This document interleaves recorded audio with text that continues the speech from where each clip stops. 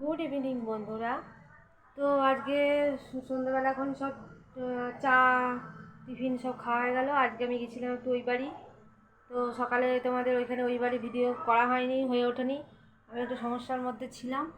তো এখন দেখো এই বাড়ি থেকে এলাম কিছুক্ষণ আগে। এসে এখন এই জামা কাপড়গুলো তোমার এই ব্যাগ থেকে বের করছি, করে এবার আলমারিতে রাখবো। ভেবেছিলাম আজকে থাকবো, কিন্তু তো থাকা তো হলো না। বিশেষ একটা কারণ আছে, পার্সোনাল, ওই জন্য। তো দেখো এখন বন্ধুরা এগুলো রাখবো, রেখে তারপর যাবো চায়ের বাসন ধুলাম, তারপর যাবো এবার একটু টিভি দেখবো এখানে।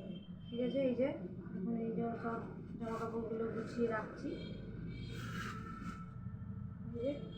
সব নিয়ে এসেছিলাম, ভেবেছিলাম কালকে থাকবো, পরশু দিন বিকেলে আসবো, কিন্তু হলো না। আর কী করা যাবে বন্ধুরা।